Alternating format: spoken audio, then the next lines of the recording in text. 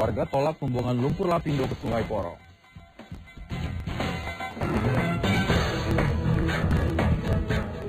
Pengungsi Gunung Kelut mengaku diintimidasi aparat desa.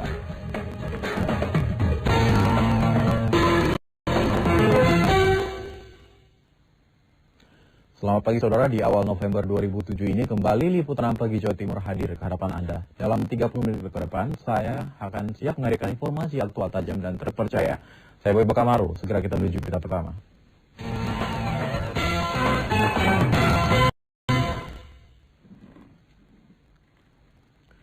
Saudara, gerbong kereta api Gumarang tujuan Surabaya Jakarta sekitar pukul 20.00 semalam anjlok sewaktu melintas di bantalan rel yang baru diganti dengan beton di Desa Bayeman, Baureno, Bojonegoro. Beruntung kejadian ini tidak sampai menelan korban jiwa.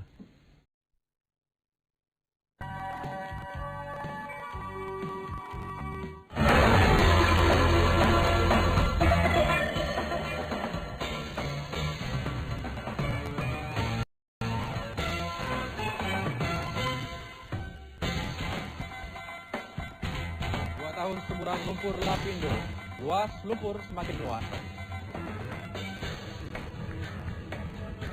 Demo mahasiswa soal kenaikan BBM terus berlanjut di sejumlah daerah.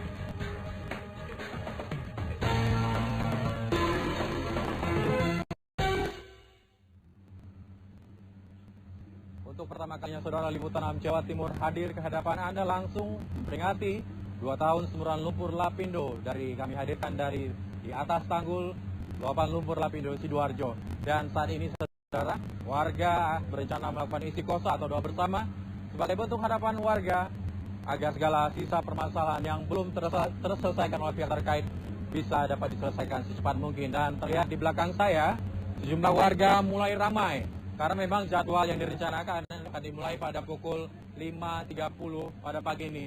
Namun sedikit terjadi kemunduran, dan saat ini panitia juga telah mendirikan tenda dan juga telah menyiapkan sejumlah alat pengeras suara yang sejak tadi pagi telah mengumandangkan lagu-lagu bernafas Islami. Dan saudara, masih terkait dengan lumpur Lapindo, PT Minarak Lapindo Jaya mulai kemarin telah memberikan sisa ganti rugi 80% kepada 11 warga Siring Porong Sidoarjo. Namun ternyata warga masih mengeluh karena ternyata pembayaran tidak sesuai dengan luas wilayah yang mereka miliki.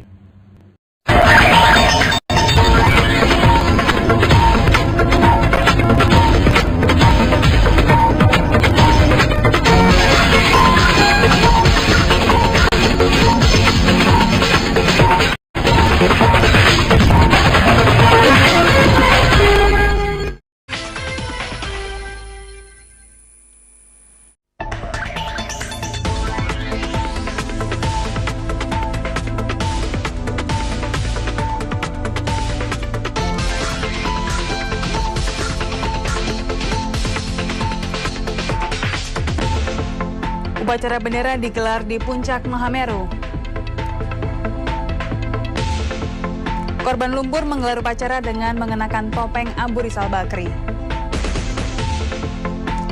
Satwa Taman Safari Indonesia menggelar upacara bendera.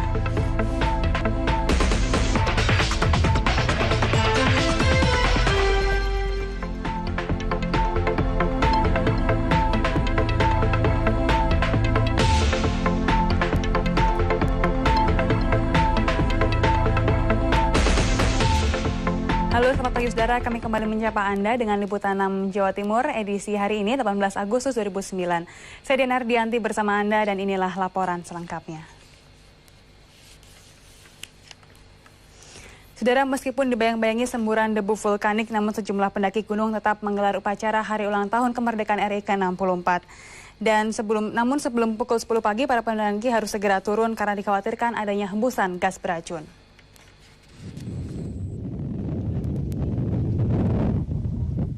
Puncak Mahameru tampaknya menjadi daya tarik tersendiri bagi para pendaki gunung. Kendati hanya menggunakan tiang bendera sederhana namun tidak mengurangi kekusukan para pendaki menggelar upacara bendera memperingati hari ulang tahun kemerdekaan Republik Indonesia. Hiduplah tanahku, hiduplah negeriku. Para peserta dalam upacara ini bukan hanya berasal dari Jawa Timur, namun ada yang juga berasal dari luar Jawa. Saudara, peringatan upacara kemerdekaan Republik Indonesia ke-64 juga dirayakan di atas ketinggian 3.676 meter di atas permukaan laut, yaitu di puncak Gunung Semeru yang dikenal dengan Mahameru. Dan di sini ada sekitar 500 pecinta alam yang rutin menggelar upacara kemerdekaan di sini dengan cara tersendiri. Dan untuk saat ini saya akan mencoba menanyakan apa saja persiapannya dan kemudian apa sebenarnya korelasi antara upacara yang digelar di ketinggian yang sedemikian tinggi dengan semangat kemerdekaan sendiri. Dan saat ini saya berada bersama dengan salah satu sedikit dari perempuan yang ada di atas puncak ini. Namanya Mbak siapa, Mbak? Airin, Mas. Mbak Airin. Mbak, ini kalau dengan kan sedikit perempuan yang ikut merayakan upacara di atas puncak.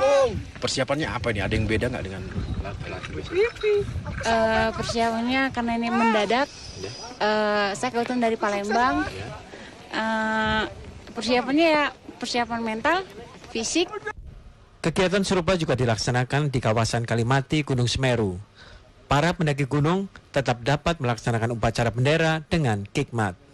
Saya berada di kawasan Kalimati atau sekitar 2.700 meter di atas permukaan laut. Dan saat ini saya berada di tengah-tengah para pendaki yang sedang melakukan upacara bendera. Walaupun saat ini terlihat sederhana, namun tidak mengurangi rasa cinta mereka terhadap tanah air. Dan ini merupakan kegiatan rutin dari para pendaki di setiap tanggal 17 Agustus untuk menggelar upacara di Kalimati. Dan di sini sebenarnya sudah banyak upacara bendera, ada di Ranupani, di Ranukumbolo, dan termasuk di Puncak Semeru. Taman Nasional Bromo Tengger Semeru hanya membatasi maksimal 500 pendaki di Puncak Semeru, menyusul situasi Gunung Semeru yang masih sering menyemburkan debu vulkanik. Tim Liputan 6 SCTV melaporkan dari Puncak Mahameru. Sebagai gunung tertinggi di Pulau Jawa, Gunung Semeru yang berada di wilayah Kabupaten Lumajang menjadi tantangan tersendiri bagi tim ekspedisi Liputan 6 SCTV. Dari Puncak Mahameru yang memiliki ketinggian 3.676 meter di atas permukaan laut, tim Liputan 6 SCTV melakukan siaran langsung.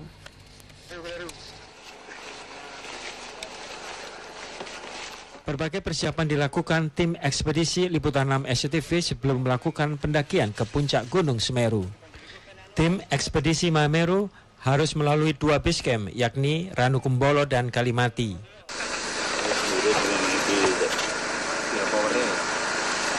Setelah sempat bermalam di Kalimati yang berada di ketinggian 2.700 meter dari atas permukaan laut, tim Liputan 6 SCTV menuju puncak Mahameru yang memakan perjalanan sekitar 6 jam. Ya, baik Boy dan Agus Ainul Yakin. Kita tunggu laporan Anda nanti. Dari puncak Mahameru dapat disaksikan saat-saat terbitnya matahari dan keindahan panorama alam. Namun tim ekspedisi Mahameru Liputan 6 SCTV tidak dapat berlama-lama karena harus segera turun untuk mengantisipasi hembusan awan beracun. Tim Liputan 6 SCTV melaporkan dari puncak Mahameru. Jamaah Thariqat Naqsabandiyah Kholidiyah baru berlebaran Senin pagi kemarin. Arus balik mulai terlihat di kawasan Jembatan Suramadu. Hari Raya Lebaran di Ngawi semakin meriah dengan pagelaran musik Islami.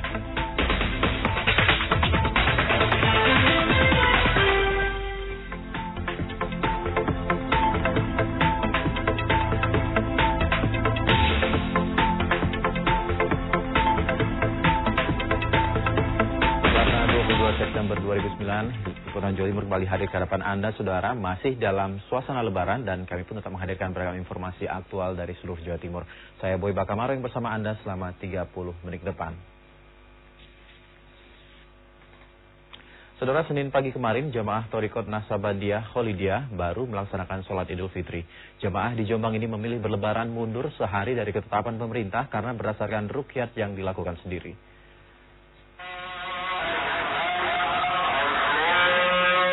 Bertempat di Masjid Dusun Kapas, Desa Duku Klopok, Kecamatan Peterongan, Jombang. sekitar 1.000 jamaah Thariqat Naqsabandiyah Khalidiyah melaksanakan sholat Id Senin pagi kemarin.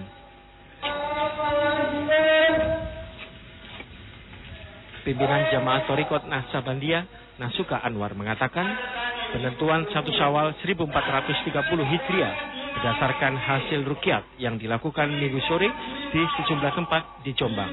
Kami melakukan ruqyat dengan 7 tim, itu bisa berhasil, yang bisa berhasil adalah dari Cukir, dari Sengon, Tunggurono, dengan sebanyak 12 orang. Oleh karena itu kami putuskan bahwa hari raya bisa pada jatuh pada hari ini.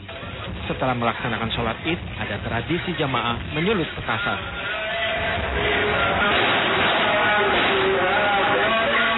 Jamaah Thariqat Naqsabandiyah juga menjalankan puasa Ramadan selama 29 hari. Sebab awal puasa juga mundur sehari dari ketetapan pemerintah. Serangkaian acara ritual sholat Id diakhiri dengan kenduri bersama di dalam masjid. Bambang Ronggo melaporkan dari Jombang. Beralih ke informasi kecelakaan lalu lintas, saudara, yang terjadi pada saat Lebaran, sepasang suami istri tewas dan seorang anaknya selamat saat sepeda motor yang dikendarai satu keluarga bertabrakan dengan mobil Kijang di kawasan hutan Baluran, Situbondo. Kecelakaan ini terjadi akibat mobil Kijang oleng setelah salah satu bannya pecah.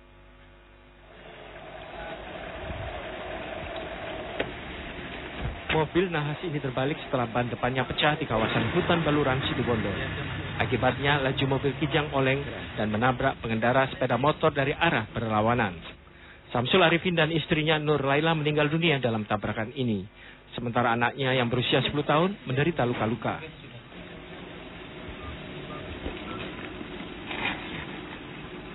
Lima penumpang mobil Kijang dan pengemudinya Narmo hanya menderita luka-luka. Untuk kepentingan pemeriksaan, Narmo karyawan Telkom Banyuwangi diperiksa di kantor polisi. Pak, sebelum nabrak apa betul ban itu pecah, Pak? Saya kurang tahu, Pak, masalah itu. Soalnya saya tahu-tahunya, poin saya mungkin ada orang, jadi saya minggir gitu aja. Kasus kecelakaan yang merenggut nyawa pasangan suami istri ini masih disidik anggota Lantas Polres Situbondo. Di Ngawi, sepeda motor yang dikendarai Suparmin asal Semarang terbakar akibat tergelincir di Jalan Raya Watu Alang, Kota Ngawi. Awalnya Suparmin ingin berhenti karena anaknya ingin buang air kecil. Namun sepeda motor yang dikendarai kehilangan keseimbangan dan korban terpelanting.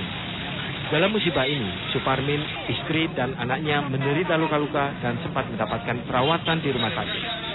Agus Senul Yakin, Taufikur Rahman dan Firko Siono melaporkan dari Situbondo dan Ngawi. Kepadatan arus balik mulai terlihat di kawasan Jembatan Suramadu, saudara. Ribuan pengendara roda 2 terlihat antre masuk ke jembatan penghubung Surabaya dan Pulau Madura tersebut. Kemacetan juga semakin parah terlihat di perempatan Mengkreng Kediri yang mulai terjadi pada hari Minggu kemarin.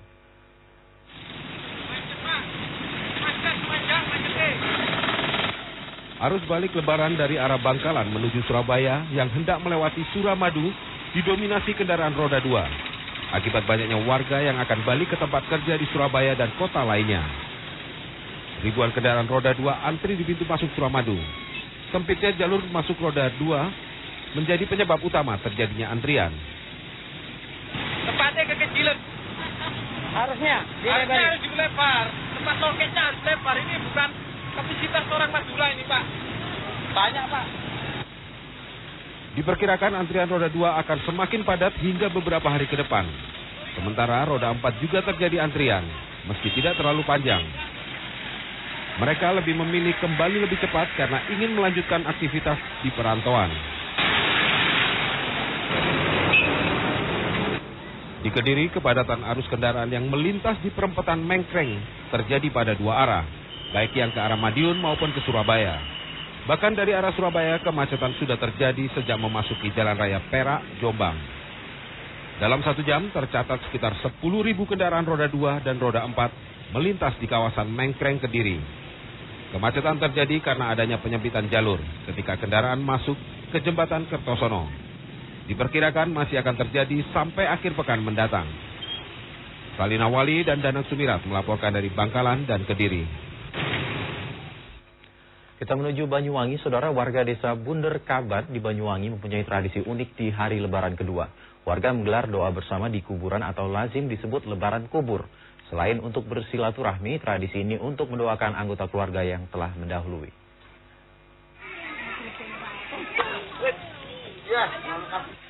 Pemakaman Desa Kabat Banyuwangi ramai dikunjungi warga. Bukannya ada yang meninggal dunia, namun warga sedang menggelar tradisi lebaran kubur. Mereka duduk di makam keluarga masing-masing dan membaca doa dipimpin sesepuh desa setempat.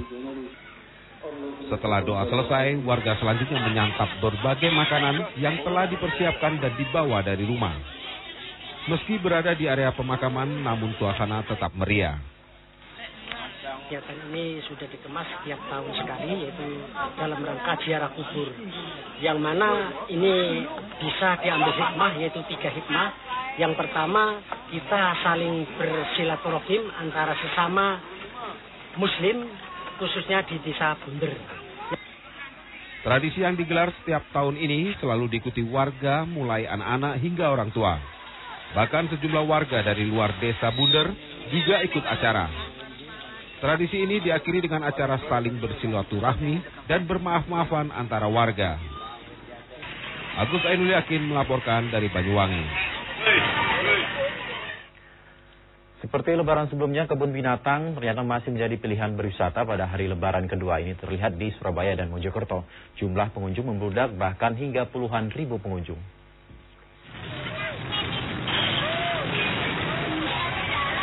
Kebun binatang Surabaya tampaknya masih menjadi tempat wisata favorit bagi warga Surabaya maupun pengunjung dari luar kota.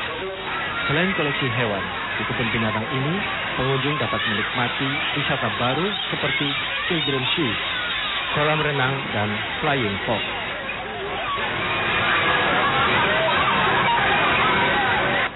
Selain harga tiket masuk yang relatif terjangkau, orang tua yang mengajak anak-anaknya dapat sekaligus memperkenalkan dunia satwa yang selama ini hanya dapat dilihat di dalam buku cerita. Karena kebun binatang Penghuni Kabupaten Suramadu juga ikut memberikan kontribusi. Anak-anak ini kan suka, anak-anak ini kan suka dengan binatang-binatang, jadi ya pilih tempat di situ. Penghuni Jembatan Suramadu juga ikut memberikan kontribusi bagi meningkatnya jumlah pengunjung dari Pulau Madura yang berwisata ke kebun binatang Surabaya. Masih Surabaya sudah bersih, namun mulai dengan berdirinya Jembatan Suramadu kelihatannya tren dari beberapa kota di Pulau Madura seperti Bangkalan, Sumeneb itu mulai meningkat juga. Jumlah pengunjung kebun binatang Surabaya di hari kedua Lebaran diperkirakan menembus 20.000 pengunjung. Jumlah ini meningkat 10% dibanding tahun yang lalu. Berbeda dengan kebun binatang Surabaya, lokasi wisata Pacet di Kabupaten Mojokerto tampak lengang pada hari kedua Lebaran. Biasanya lokasi ini menjadi tempat tujuan wisata. Diduga warga masyarakat masih memanfaatkan hari kedua Lebaran untuk bersilaturahmi. Di kawasan Pacet ini biasanya kalau hari raya kedua itu tidak menurut kemungkinan kemacetan lalu lintas. Sepinya jumlah pengunjung di lokasi wisata Pacet juga dikeluhkan para pemilik kuda. Mereka mengaku penghasilannya menurun drastis karena sepinya penyewa kuda. Rahmat Hidayat dan Bambang Ronggo melaporkan dari Surabaya dan Mojokerto.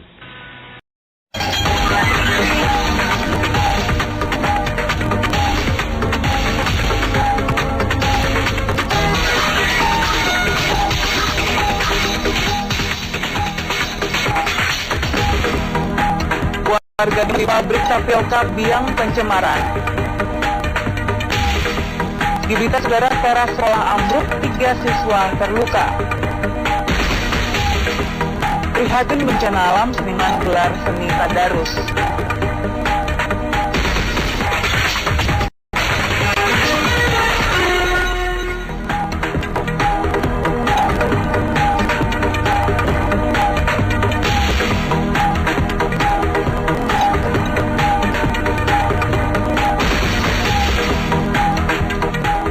Informasi tadi akan kami rangkai dengan sejumlah informasi lain di Liputan 6 Jawa Timur, edisi hari ini 9 Oktober 2009.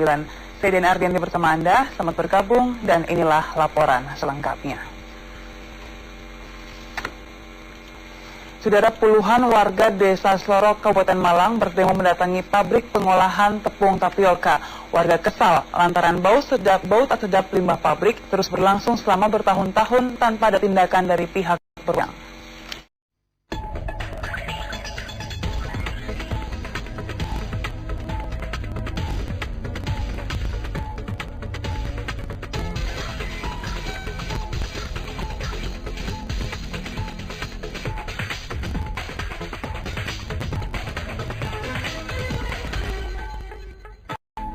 Diduga tak kuat menanggung beban persoalan rumah tangga, seorang ibu lompat dari lantai 4 Darmo Trade Center Surabaya.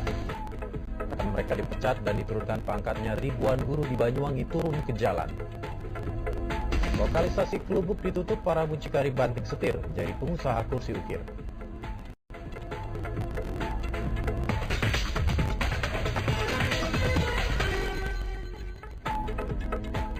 Selamat pagi warga Surabaya dan sekitarnya, liputan pagi Anda berlanjut dengan liputan 6 Surabaya edisi hari ini Kamis 5 November 2009. Beragam informasi aktual dan terpercaya dari Surabaya maupun sekitarnya akan kami hadirkan selama 30 menit ke depan. Saya Boy Bakamaro, segera kita jelang liputan 6 Surabaya selengkapnya.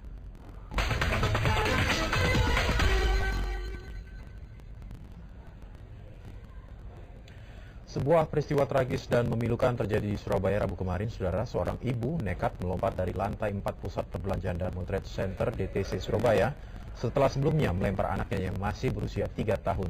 Sang bocah langsung tewas di tempat sedangkan ibunya dalam kondisi kritis. Diduga sang ibu melakukan aksi nekatnya karena tidak kuat menanggung beban persoalan rumah tangga. Tanganmu itu apa? Tahu dong SCTV, Mas? Berita di SCTV, berita yang paling saya sukai.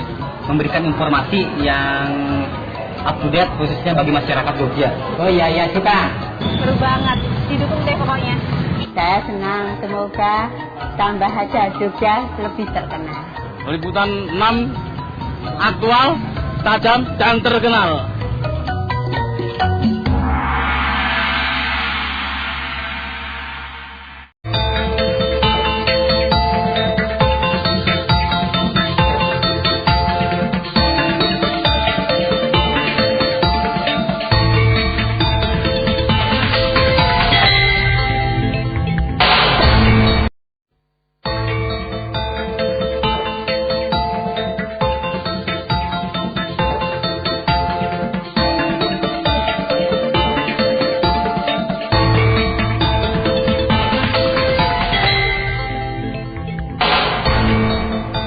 Dinyatakan rawan longsor, warga 9 desa di Bantul was-was.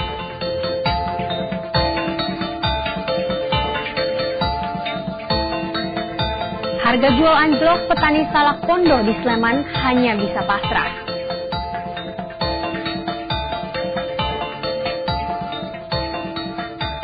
Tari Shikandini, kolaborasi Didik Nini Towok dan seniman India.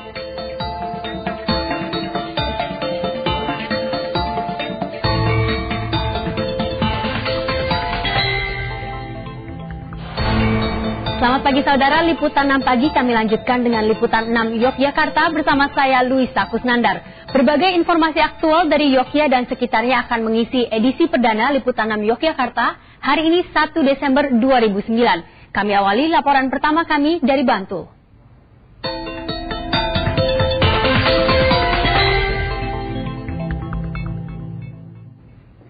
9 desa di Kabupaten Bantul dinyatakan dalam status rawan longsor di musim hujan ini. Ancaman longsor disebabkan aktivitas penambangan yang tidak mempertimbangkan kondisi lingkungan. Warga Desa Nogosari, Kelurahan Wukirsari kini harus lebih waspada terhadap longsor. Alasannya, pemerintah Kabupaten Bantul telah memasukkan ke dalam peta kawasan rawan longsor bersama 8 desa lainnya. Ancaman longsor ini berasal dari tebing curam yang sewaktu-waktu bisa roboh menimpa rumah warga. Tebing ini dinyatakan labil akibat penambangan batu dan pengerukan tanah secara liar. Meski terancam terkena longsoran, warga umumnya mengaku tak dapat berbuat banyak. Mereka hanya bisa pasrah setiap kali hujan mengguyur dalam waktu yang lama. Dulu itu katanya ada yang cari itu buruk, ya katanya udah izin gitu katanya, tapi ternyata ya tidak ada lanjutannya itu. Lalu longsornya itu ya itu terjadi hujan itu lalu terjadi gini. Selain desa Nogosari di Bantul, masih ada 8 desa lainnya yang masuk dalam peta rawan longsor. Ke-8 desa ini berada di Kecamatan Lingu, Piyungan, dan Kecamatan Pleret. Untuk mengantisipasi terjadinya bencana, Pemkab Bantul telah menyiapkan kawasan relokasi bagi warga. Pemerintah Bantul telah mengimbau warga yang tinggal di kawasan rawan longsor agar nantinya bersedia dipindahkan ke kawasan relokasi tersebut. Masud Fahlavi melaporkan dari Bantul, Yogyakarta.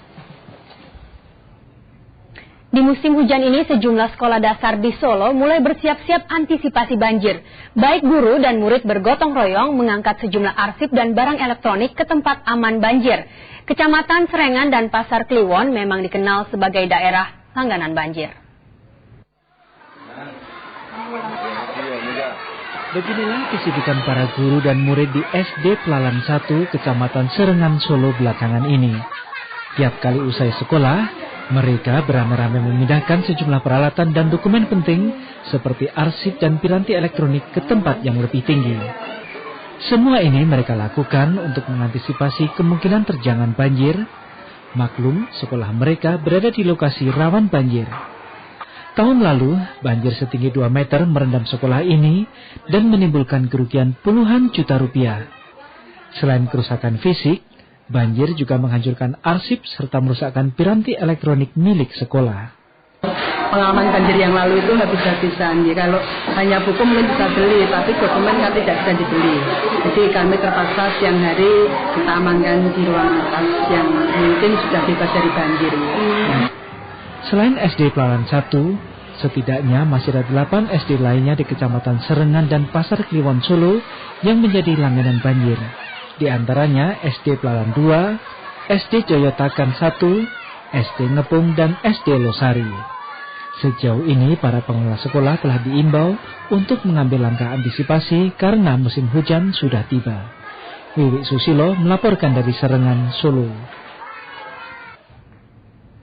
Ya saudara, pemilu belum lama berlalu tapi Golkar sudah mengambil ancang-ancang untuk bertarung pada pemilu 2014. Ancang-ancang awal mulai dari pemilihan Ketua DPD tingkat 1 Golkar, Daerah Istimewa Yogyakarta. Gandum Pardiman dan Rahman Pribadi kemarin saling adu program untuk memperebutkan kursi Ketua DPD tingkat 1 Golkar Yogyakarta dalam Musda ke-8. Namun masih ada agenda yang lebih besar. Musda juga membahas upaya pemenangan Partai Golkar pada pemilu 2014 mendatang. Ketua Umum Golkar Abu Rizal Bakri meminta seluruh kader Golkar untuk mengutamakan kebersamaan dan menciptakan program yang pro rakyat. Terima kasih 5 kali. Ya, Gubernur Daerah Istimewa Yogyakarta Sri Sultan Hamengkubuwono X menerima kunjungan delegasi parlemen Cina. Selain silaturahmi, kunjungan juga bertujuan untuk menjajaki kemungkinan kerjasama antara Provinsi DIY dengan pemerintah Cina. Kedatangan Wakil Parlemen Cina Liu Cui berserta rombongan di kantor Gubernur Kompleks Kepatihan kemarin langsung disambut oleh Gubernur Sri Sultan Hamengkubuwono X. Dalam pertemuan yang berlangsung 1 jam itu, keduanya bertukar pikiran tentang budaya dan masyarakat di Yogyakarta dan juga di Cina. Dalam pembicaraan itu, Sultan dan Wakil Parlemen Cina juga menyinggung tentang kemungkinan untuk menjajaki kerjasama di bidang pendidikan dan juga kebudayaan. Musim panen salah pondoh di Sleman, Yogyakarta ternyata tidak membuat para petani senang. Pasalnya memasuki panen kali ini harga salak anjlok hingga 50% dibandingkan harga biasanya. Musim panen salak pondoh kembali tiba. Para petani di kawasan Pakem, Sleman sibuk mengumpulkan buah salak dari tandanya, tidak terkecuali Mbah Sudi. Namun Mbah Sudi tampak kurang senang dengan panen kali ini. Petani dari Dusun Uringin, Purwo Binangun, Pakem yang sudah puluhan tahun menggeluti agribisnis salak ini kecewa lantaran harga salak yang terjun bebas. Biasanya ia bisa menjual salak Rp8.000 per kilo, namun kini tidak sampai setengahnya. Turun nak, nganu banyak, ya ungsum niku kathah. Nggih. Nek ra ungsum bocor ra mboten kathah. Sekarang ini 2.000. Kalau kemarin itu 7.000, ya ini mungkin terlalu melemah lah harga salak pada saat ini. Kenapa Mas bisa turun seperti itu Mas? Ya kemungkinan kan ini sesama pedagang buah itu banyak, ada rambutan, ada mangga dan lain sebagainya, itu kan bersamaan ini. Pemerintah semestinya bisa turun tangan membantu para petani dengan membuat buah salak menjadi produk olahan. Selain menawarkan produk alternatif berbasis salak, cara ini juga mengurangi pasokan salak di pasaran sehingga harga tetap terkendali. Joseph HL melaporkan dari Pakem, Sleman.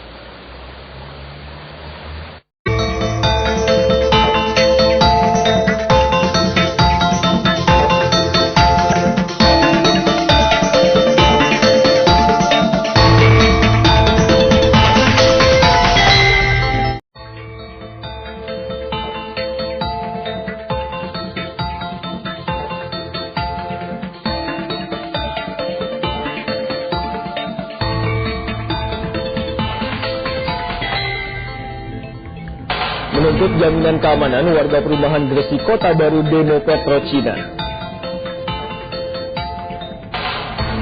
Kunjungi rumah janda, seorang pemuda babak belur dihakimi massa. Parade busana Kediri, suguhkan busana dengan bahan alam dan barang bekas.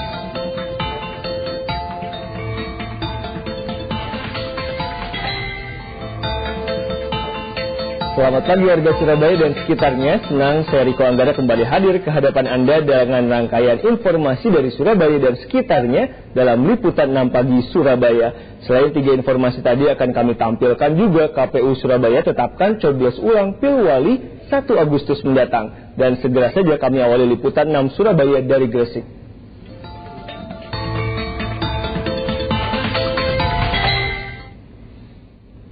Warga perumahan Gresik Kota Baru menolak eksplorasi sumur minyak Lengowangi 1 oleh Pertamina Petrocina East Java. Mereka menuntut jaminan keamanan dan keselamatan karena perumahan mereka sangat dekat dengan lokasi penambangan.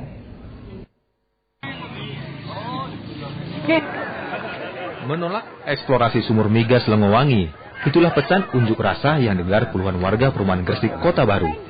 Pertamina Petrocina East Java atau PPEJ selaku pelaksana pengeboran minyak itu dianggap tidak pernah mensosialisasikan keamanan penambangan itu. Keberatan itu juga mereka tuangkan dalam penggalangan tanda tangan oleh segenap warga. Berjarak 500 meter dari pusat pengeboran, tanpa tahu bahaya yang mungkin terjadi, warga menuntut pihak Petrocina membuat nota kesepahaman terlebih dulu sebagai jaminan keamanan warga. Kita mengkhawatirkan efek-efek dari eksplorasi itu, baik masalah ekonomi, kemudian masalah keselamatan, terutama memang yang utama adalah keselamatan warga itu. Meski memahami kekhawatiran warga, pihak Petrocina menolak dituding tidak pernah melakukan sosialisasi. Petrocina melakukan kegiatan ini adalah sudah legal, sudah mengantongi izin, ya kan, kemudian KNUPN sudah disetujui oleh BLA Gresik, ya kan. Kemudian kita sudah melakukan sosialisasi kepada masyarakat melalui pemerintah desa yang tanggal 30 Juli 2010 kemarin. Rencana eksplorasi sumur migas Lengowangi 1 memang mengundang pro dan kontra di kalangan warga. Dan hingga kini, berbagai persiapan ke lokasi eksplorasi terus dilakukan Pertamina Petrocina East Java sejak mengantongi izin prinsip dan sewa lahan senilai 2,7 miliar rupiah untuk 3 tahun. Muhammad Kodin melaporkan dari Gresik, Jawa Timur. Komisi Pemilihan Umum Kota Surabaya akhirnya menetapkan pencoblosan ulang pemilihan wali kota di 5 kecamatan dan 2 kelurahan awal Agustus mendatang. Coblos ulang ini dilakukan sebagai tindak lanjut putusan Mahkamah Konstitusi atas gugatan pasangan Arif Afandi Adis Kadir. Setelah berkonsultasi dengan Mahkamah Konstitusi dan KPU Pusat, KPU Kota Surabaya akhirnya menetapkan coblos ulang pemilihan wali kota atau Pilwali Surabaya. Pencoblosan ulang tersebut akan dilaksanakan 1 Agustus mendatang. Untuk anggaran pemungutan suara ulang ini, KPU masih berkoordinasi dengan pemerintah Kota Surabaya. KPU mengagendakan pada tanggal 1 Agustus sampai tanggal 2 Agustus. Jadi proses ini kita harapkan nanti semakin cepat, semakin baik. Namun keputusan itu dipertanyakan Panwas.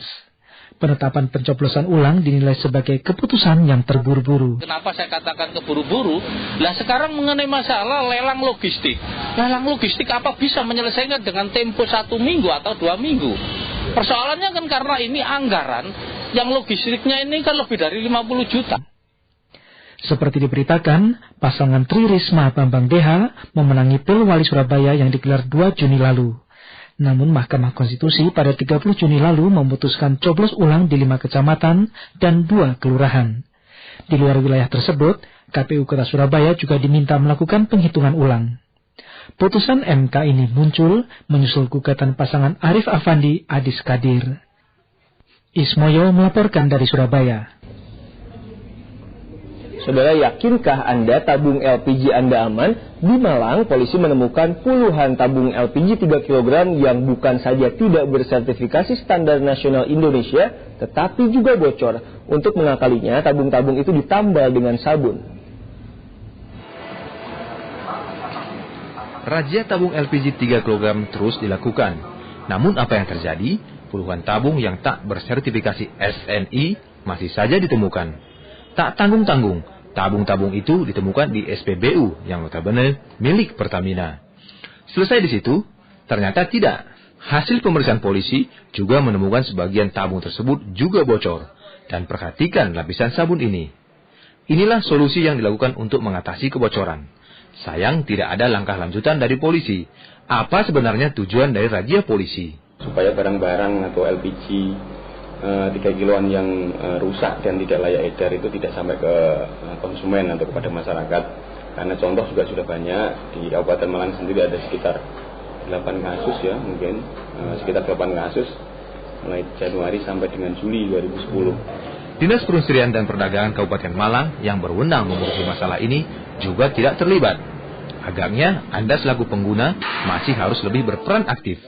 Periksa tabung dan perlengkapannya agar terhindar dari musibah ledakan. Nur Ramadan melaporkan dari Malang.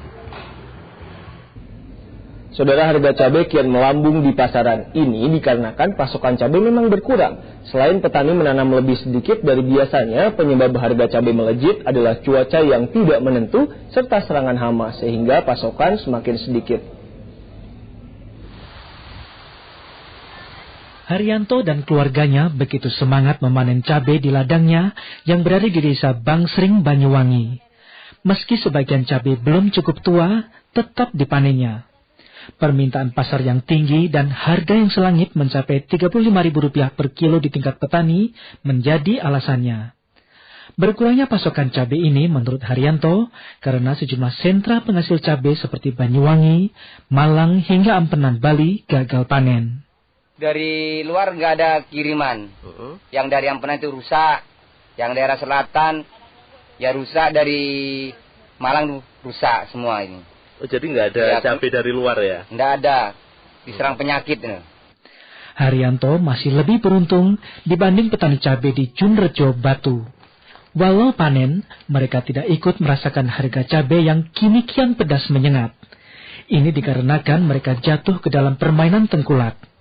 Mereka seakan tak berkutik, karena jika tak dijual, cabai dipastikan membusuk akibat serangan hama dan guyuran hujan. Cabainya ini rusak, ya cuaca itu pengaruh. Kalau cuaca hujan, ya bisa merusak. Terus ya virus juga. Ya jadinya seperti ini, kena virus yang pate itu. Terus merugi. Stigma ini terasa begitu melekat di kalangan petani cabai di Batu. Entah sampai kapan. Agus Ainul Yakin dan Nur Ramadan melaporkan dari Banyuwangi dan Batu. Sementara di Batu, saudara, seorang anak di desa Junrejo terancam tidak bisa melanjutkan pendidikannya dan menggapai cita-citanya. Setahun terakhir ia menderita tumor pada mata kirinya. Pengobatan terasa mustahil karena kemiskinan yang demikian akrab dengan keluarganya. Hari-hari Silviana Fitri Nurjanah kini hanya ia habiskan di rumah bersama ibu dan adiknya. Mengulang buku pelajaran sekolah, mengisi waktu yang kini terasa begitu lama berlalu. Setahun terakhir, tumor menggerogoti tubuh anak ini, persisnya pada mata bagian kiri. Dan sejak itu, pengobatan praktis tidak pernah dilakukan warga desa Junrejo ini. Ketiadaan biaya menjadi alasan klasik yang kerap memupus harapan si miskin untuk sembuh dari penyakit yang dideritanya. Untuk menopang hidup, Purwantono, ayah Silviana, bekerja sebagai buruh tani. Lantaran tidak mendapat pengobatan, penyakit Silviana kian hari kian bertambah parah, hingga seluruh mata kirinya menutup. Dengan lirih, Purwantono hanya bisa mengungkapkan harapannya. Harapan Bapak itu ya bisa sembuh, ya. Bisa melanjutkan sekolah. Melanjutkan sekolah. Ya. Kalau bisa sembuh normal, ya, fisiknya, otaknya normal kan bisa sekolah. Tumor tidak hanya merusak mata Silviana, namun juga menghentikan langkahnya untuk melanjutkan pendidikan di tingkat SMP. Padahal semangatnya masih berkobar. Akankah uluran tangan itu datang? Pertanyaan ini pula yang terus menggelayut dalam diri Silviana. Entah sampai kapan. Nur Ramadan melaporkan dari Batu.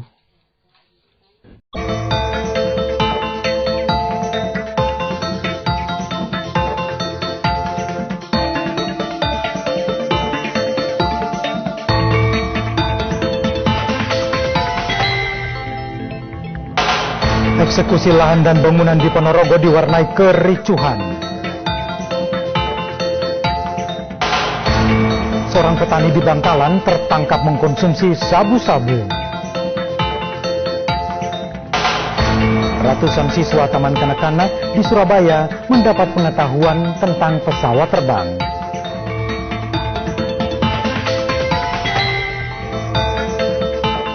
Selamat pagi Surabaya dan sekitarnya, Liputan 6 Pagi Surabaya menyambung rangkaian di Liputan 6 Pagi. Selain 3 informasi tadi, kami juga telah siapkan beragam informasi menarik lainnya dari Jawa Timur. Bersama saya Jeremy Teti, inilah Liputan 6 Pagi Surabaya selengkapnya.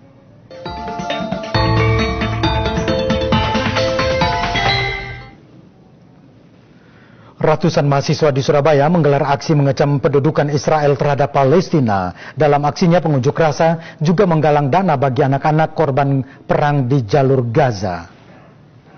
Ratusan mahasiswa yang tergabung dalam forum silaturahmi Lembaga Dakwah Kampus menggelar aksi di depan Gedung Gerahadi Surabaya.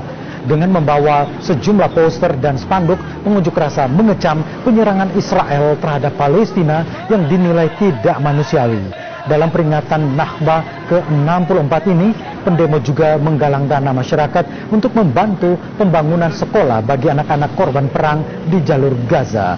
Mahasiswa menilai siapa lagi yang akan membantu kalau bukan umat Muslim sendiri. Selain itu, massa juga meminta masyarakat dan pemerintah mengembargo produk Israel dan mendukung kemerdekaan Palestina. Unjuk rasa juga digelar ratusan warga Sumeneb, Madura. Mereka menuntut Bupati Sumeneb mencabut izin pengeboran minyak di wilayah mereka karena tidak memberikan manfaat bagi masyarakat setempat. Ratusan warga Saronggi, Sumeneb yang sebagian besar ibu rumah tangga ini mengepung kantor Bupati Sumeneb. Mereka kesal karena pihak pengeboran minyak PT Energi Langgeng Mandiri tidak memenuhi janjinya untuk memajukan masyarakat sekitar. Selain mendirikan posko kesehatan gratis dan mendirikan sekolah, warga dijanjikan pekerjaan. Karena tidak ada realisasi, warga meminta Bupati segera mencabut izin pengeboran tersebut. Selain itu, warga juga dilanda ketakutan jika pengeboran di wilayah mereka dapat menimbulkan petaka seperti yang terjadi di Porong Sidoarjo. Setelah berorasi selama 2 jam, massa yang tidak kunjung ditemui pihak Bupati Sumeneb akhirnya membubarkan diri. Eksekusi lahan dan bangunan di Ponorogo diwarnai kericuhan. Tergugat yang tak rela rumah dan tanahnya disita, berontak dan berusaha membakar rumahnya. Beruntung polisi menangkap dan mengamankan pelakunya.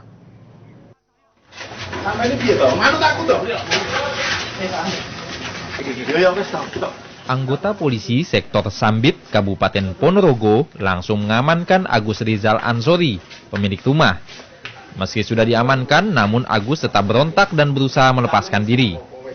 Agus ditangkap karena berusaha membakar rumahnya karena tidak terima dengan putusan pengadilan. Selain menangkap Agus, polisi juga mengamankan 4 jerigen bensin dan korek api. Mengantisipasi hal yang tidak diinginkan, polisi dibantu warga berusaha memberi pasir ke lantai yang sudah terlanjur disiram bensin oleh Agus. Meski sempat diwarnai ketegangan, namun eksekusi terus dilakukan. Bahkan petugas langsung melakukan pengosongan rumah yang selama ini menjadi tempat tinggal Agus bersama keluarga. Tadi berupaya mau bakar rumah ini Pak ya tadi? Ya kelihatannya demikian karena sudah menyiramkan bensin di ruangan. Dan karena kita dari petugas keamanan tahu membahayakan orang banyak secara umum, kita bisa kita cegah yang menyiramkan kita tangkap. Inilah masih barang sengketa, jadi barang ini dalam perlawanan kami yang kedua, ini bukan milik pemohon ataupun termohon. Ini masih ngambang, makanya seyogianya ini bisa ditangguhkan untuk mencari kejelasan lebih dulu. Sengketa tanah dan rumah ini terjadi antara Agus dengan pihak Bank BRI 2 tahun lalu. Berawal dari macetnya pembayaran hutang Agus senilai 700 juta rupiah, akibatnya pihak bank terpaksa menyita rumah yang berada di Desa Sambit, Kecamatan Sambit, Kabupaten Ponorogo. Dirgo Suyono melaporkan dari Ponorogo. Pasca perusakan 4 rumah oleh massa pendukung Kepala Desa Kandangan Lumajang, polisi menggelar olah tempat kejadian perkara. Sayangnya, polisi belum menetapkan tersangka dalam kasus tersebut. Sejumlah polisi masih berjaga-jaga di depan rumah milik Slamet Mulyo Rahayu Sudarminto dan Wiwi Handayani. Mereka masih satu keluarga karena situasi belum kondusif. Sekolah yang berada tepat di belakang kantor Kepala Desa Kandangan masih ditutup. Namun aktivitas pelayanan di kantor desa masih berjalan seperti biasa. Senin kemarin, ratusan warga Kandangan merusak rumah Slamet yang diduga melapor Kades Samsuri karena kasus sengketa tanah. Kasus itu menyeret Samsuri dengan ancaman 4 bulan penjara. Warga menuntut kejaksaan membebaskan Samsuri dari jeratan hukum.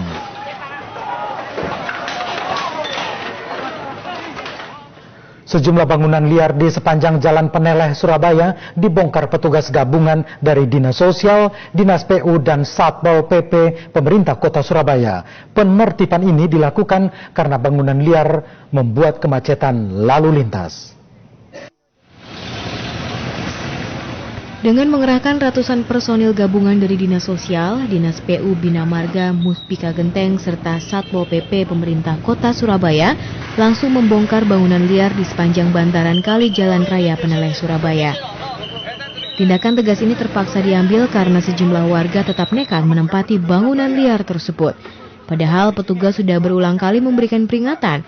Selain mengganggu keindahan kota, penyempitan ruas jalan lantaran banyaknya barang-barang milik warga di sepanjang jalan mengakibatkan kemacetan arus lalu lintas. Meski sempat diwarnai penolakan, warga pun akhirnya rela pindah dan meminta waktu membersihkan barang-barangnya yang tersisa. Ini kebetulan median yang dipakai ini adalah jalan dan media jalan hampir sekitar 100 meter persegi. Ini sudah berlangsung lama sekali dan sangat mengganggu, baik itu mesinnya, olinya maupun barang-barang yang lain, sehingga kita dapat keluhan dari masyarakat sekitar dan juga masyarakat pengguna jalan karena juga mengganggu kemacetan. Dalam penertiban kali ini, petugas juga mengamankan sejumlah warga yang tidak memiliki KTP. Rencananya pemerintah Kota Surabaya bakal melakukan revitalisasi terhadap Jalan Raya Peneleh sekaligus untuk mengurangi kemacetan arus lalu lintas. Edwin Satrio melaporkan dari Surabaya. Saudara, pekerjaan pembangunan sisa tiang flyover dari Porong ke Kalitengah Tanggulangin sepanjang 90 meter dari total panjang 240 meter mulai dikerjakan. Pemasangan ini sebagai upaya BPLS untuk menuntaskan pembangunan sisa arteri Porong untuk jurusan Surabaya-Malang. Pekerjaan pembangunan flyover Kalitengah Tanggul Angin sepanjang 190 meter dari total panjang 240 meter, kini mulai dipasang untuk pembangunan sisa arteri Porong sepanjang 1,1 km dari total panjang 7,2 km. Sebanyak 17 tiang sudah dipasang di titik lahan yang dilewati flyover Tanggul Angin, tepatnya di Desa Kalitengah, Kecamatan Tanggul Angin. Tiang ini ditanam di lahan di sisi timur Jalan Tol Porong. Penyelesaian pembangunan flyover dan sisa arteri itu diperkirakan membutuhkan waktu sekitar 5 bulan. Ada beberapa titik yang mulai hari Kamis kemarin sudah kita lakukan. 2 pier pemancangan sudah selesai di abutment dan pier yang terakhir. Dan hari ini kita mulai masuk ke pier yang ketiga. Flyover ini dibangun sebagai jalan penghubung antara arteri baru dengan arteri lama. Melalui flyover ini, para pengguna jalan bisa memilih tidak melalui jalan tol, namun bisa menuju arteri lama dari arteri baru. Eko Yudo melaporkan dari Sidoarjo. Saudara, perlintasan kereta api kembali memakan korban. Di Malang, seorang perempuan tanpa identitas tewas tersambar kereta api. Hingga kini polisi masih mengumpulkan data untuk menyelidiki kasus tersebut. Tewasnya perempuan tanpa identitas ini menggegerkan sejumlah orang di stasiun Kota Baru, Malang. Menurut sejumlah saksi, peristiwa mengenaskan itu terjadi saat kereta api Matarmaja jurusan Jakarta-Malang melintas di kawasan Kacuk, Kota Malang. Tanpa diduga, tiba-tiba seorang perempuan melintas dan berdiri di tengah rel kereta api. Meski sudah diperingatkan, korban tidak beranjak dari tempatnya berdiri. Akibatnya, korban yang diperkirakan berusia 40 tahun tersambar kereta api hingga tewas di lokasi kejadian. Jenazah korban akhirnya dibawa ke Rumah Sakit Saiful Anwar Kota Malang untuk diotopsi. Polisi masih mengumpulkan data untuk penyelidikan lanjutan. Sejumlah elemen masyarakat yang tergabung dalam Forum Badan Otonom Banom Patayat NU, IPNU, Ansor, Banser, serta mahasiswa dari PMII Cabang Banyuwangi menggelar unjuk rasa mengecam dan menolak aksi kekerasan atas nama agama yang terjadi di Yayasan LKIS Yogyakarta beberapa waktu yang lalu. Sejumlah elemen masyarakat yang tergabung dalam Forum Badan Otonomi Daerah Banom, Patayat NU, IPPNU, Ansor, Banser, serta mahasiswa PMII Cabang Banyuwangi menggelar unjuk rasa.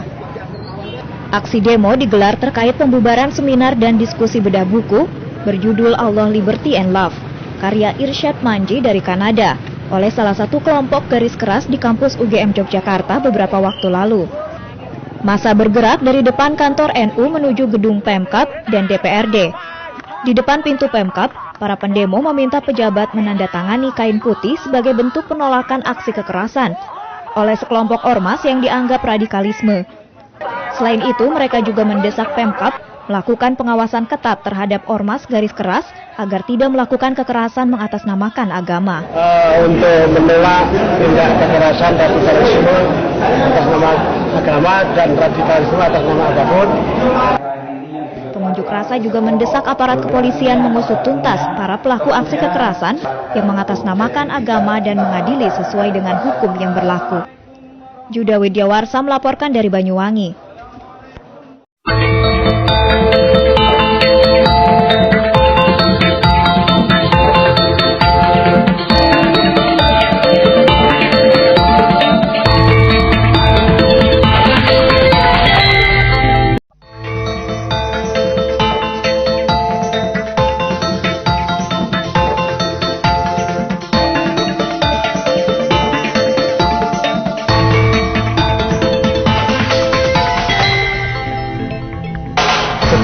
Kasunanan Surakarta diduga terlibat dalam perdagangan manusia. Waspadalah, 3 pengedar membelanjakan uang palsunya di wilayah Klaten. Kulit ikan pari bisa dijadikan tas dan dompet cantik.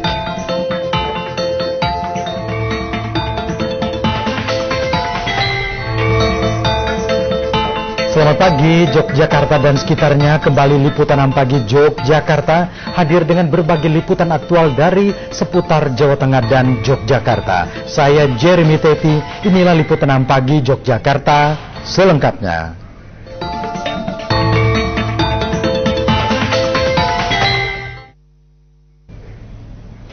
Saudara, banyak cara dilakukan sekolah untuk mempersiapkan mental peserta didik di hari pertama ujian nasional tingkat SMA dan sederajat.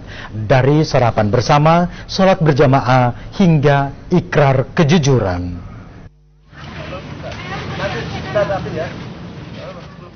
Untuk menyiapkan mental siswa menghadapi ujian nasional, para guru SMK Yayasan Pendidikan Kejuruan dan Keterampilan YPKK 2 Kulon Progo ini sejak pagi sibuk menyambut kedatangan siswanya dengan sebungkus nasi sarapan.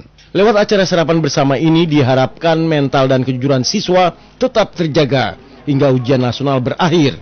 Apalagi rata-rata jarak tempuh siswa menuju sekolah mencapai 15 hingga 20 km. Itu berangkatnya dari tadi di SMA teman suruh cepat-cepat berangkat itu. Terus makan bareng ya? Iya. Terus rasanya gimana makan bareng? Lebih tenang gitu dari lapangan tenang. Ya, iya. Dari daerah pegunungan, mungkin hari pertama itu anak-anak tidak mau atau tidak sempat untuk makan pagi. Karena apa? Kondisi itu biasanya merasa tegang, takut menghadapi sesuatu yang belum pernah kita lakukan. Dari Klaten, Jawa Tengah 2 jam sebelum ujian nasional digelar, para siswa memilih sholat duha bersama. Seperti yang dilakukan pada siswa SMA Negeri 1 Wonosari, Klaten ini. Sholat duha sengaja dilakukan dengan harapan dapat mengerjakan ujian nasional lebih tenang dan tanpa hambatan. Berbeda dengan kedua daerah itu, di kota Solo, para pelajar diminta membaca ikrar kejujuran. Di Solo, Jawa Tengah, total siswa yang mengikuti ujian nasional mencapai 4.000-an dan melibatkan 586 pengawas ujian. Tim Liputan 6 SCTV melaporkan. Sementara itu, saudara, akibat terkena serangan jantung, seorang pelajar SMK di Solo, Jawa Tengah terpaksa mengikuti ujian nasional di Rumah Sakit Brayat Minulyo, Solo. Pelaksanaan ujian di rumah sakit ini sempat membuat pelaksanaan ujian molor akibat pengawas harus mengambil soal ujian ke sekolah. Sejumlah anggota Komisi 4 DPRD Kota Solo Senin pagi melakukan pemantauan ke sejumlah sekolah SMA dan SMK yang sedang menggelar ujian nasional. Di antara sekolah yang dipantau para wakil rakyat ini adalah SMA MTA Semanggi dan juga SMK Muhammadiyah 1 Joyontakan. Usai meninjau sejumlah sekolah, tim Komisi 4 ini langsung mengunjungi Rumah Sakit Brayat Minulyo, tempat di mana seorang siswi SMK Syahid terpaksa dirawat dan harus menjalani ujian nasional di rumah sakit. Berbeda dengan peserta lainnya, siswi bernama Nova Deska pribadi ini harus mengerjakan soal ujian dengan kondisi terbaring karena sakit jantung yang dialaminya. Meski di rumah sakit, Nova tetap mendapat dampingan 2 orang pengawas yang menungguinya selama mengerjakan soal ujian. Dilakukan tadi oleh panitia itu dia dari ruang di mana anak itu di SMK Syahid itu diambil, kemudian baru dibawa ke sini sehingga ada keterlambatan 10 menit. Ini kan yang tidak termasuk dalam antisipasi. Abdul Gofar Ismail, tim Komisi 4 DPRD Solo berharap panitia lebih cekatan dalam mempersiapkan soal bagi peserta ujian yang berhalangan datang ke sekolah. Dengan demikian, segala kesalahan ataupun kegagalan peserta ujian murni kegagalan siswa dan bukan karena disebabkan faktor-faktor lain. Abdullah Fakih melaporkan dari Solo. Petinggi Keraton Kasunanan Surakarta diduga terlibat dalam kasus human trafficking. Dalam kasus tersebut, kerabat keraton disebut sebagai pemesan dan pemakai jasa 2 orang gadis yang masih di bawah umur. Pernyataan ini muncul dalam persidangan kasus trafficking di Pengadilan Negeri Karanganyar, Jawa Tengah. Persidangan kasus trafficking berlangsung secara tertutup. Wartawan hanya dapat mengambil gambar dari luar ruang sidang. Terdakwa sendiri usai persidangan memilih bungkam ketika dimintai komentar terkait pemesanan jasa 2 anak buahnya. Sementara menurut keterangan kuasa hukum terdakwa Prihananto, keterlibatan orang nomor 1 di Keraton Kasunanan Surakarta tersebut selalu disebut oleh terdakwa beserta saksi lainnya. Dalam fakta persidangan, nama Raja Keraton tersebut selalu disebut bahwa orang yang menggunakan jasanya adalah salah satu petinggi Kasunanan Surakarta. Persidangan memang terungkap demikian. Oke. Iya. Dari kuasa hukum sendiri ada nggak desakan kepada tim penyidik atau pihak kejaksaan untuk meminta menghadirkan Sinulung di persidangan? Saya selaku kuasa hukumnya Christine, saya sudah minta pada beliau ketua majelis untuk menghadirkan pelaku. Terus saya mendesak pada beliau. Tanggapan dari majelis hakim gimana, Mas? Baik, ya sudah merintahkan pada pihak kejaksaan maupun. Agenda sidang kali ini adalah pembacaan tuntutan oleh jaksa penuntut umum. atas perbuatannya melakukan perdagangan manusia. Jaksa menuntut terdakwa dengan hukuman 6 tahun penjara. Heri Prasetyo melaporkan dari Karanganyar. Sementara itu, saudara, mencuatnya keterlibatan petinggi Keraton Solo dalam skandal seks anak di bawah umur membuat pihak keraton prihatin. Meski saat ini pihak keraton masih memastikan sejauh mana keterlibatan raja, namun secara umum skandal tersebut dapat merusak citra keraton yang semakin lama semakin terpinggirkan. Citra Keraton Solo kembali tercoreng setelah sekian lama kasus dualisme raja yang hingga kini belum terselesaikan. Kasus lain kembali muncul. Terlebih kasus kali ini menyebut keterlibatan petinggi Keraton Solo yang diduga terlibat human trafficking dengan status sebagai pengguna. Dari sidang kasus human trafficking yang digelar di Pengadilan Tinggi di Karanganyar, terungkap pernyataan korban yang menyebutkan bahwa lelaki yang menggunakan jasa 2 orang gadis yang masih di bawah umur adalah petinggi Keraton Solo. Menanggapi adanya fakta persidangan tersebut, pihak Keraton Solo saat dimintai tanggapan atas merebaknya kasus tak sedap ini belum bisa menanggapi baik dari segi hukum maupun sosialnya.